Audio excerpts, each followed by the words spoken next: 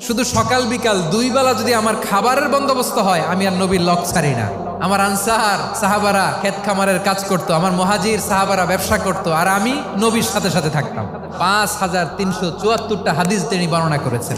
সবচেয়ে বেশি হাদিস বর্ণনাকারী সাহাবী আবু হুরায়রা রাদিয়াল্লাহু তাআলা আনহু। বিড়ালের বাবা কি করতেন? খালি হাদিস মুখস্থ করতেন। হাদিস প্রিজার্ভেশনের কাজে বিশ্বনবী ওনাকে কাজে লাগিয়েছেন। উনি একদিন বলেন, ইয়া রাসূলুল্লাহ আসমাউ মিনকা কাসীরান ফালা আহফাজু। নবী, অনেক কথা শুনি, আমার মনে থাকে না। বিষ্ণু বললেন, তাই তোমার চাদরটা বিছাও। আবু হুরায়রা বিছালেন। বিশ্বনবী হাত বুলায় দিলেন। এরপরে অনেক হাদিস বর্ণনা করলেন। আবু হুরায়রা বলে, তারপর থেকে বিশ্বনবী যাই বর্ণনা করে আমি শুনি আর একটাও বলি না। এখন সুবহানাল্লাহ। বিশ্বনবী ওনাকে নবীর এই যে লক্ষ হাদিস প্রিজার্ভেশনের এই দায়িত্ব দিয়েছেন সাইয়েদনা আবু হুরায়রা রাদিয়াল্লাহু তাআলা আনহুকে। আপনারা কি খেয়াল করেছেন কত বড় চৌকস ট্যালেন্ট হান্টার ছিল আমার নবী? এক একজনের এক এক ট্যালেন্ট, এক একজনকে এক এক দায়িত্ব দিয়েছেন, এক একজনের প্রতিভাকে এক একভাবে বিকশিত হওয়ার সুযোগ দিয়েছেন। আওয়াজ করে বলেন ঠিক কি না?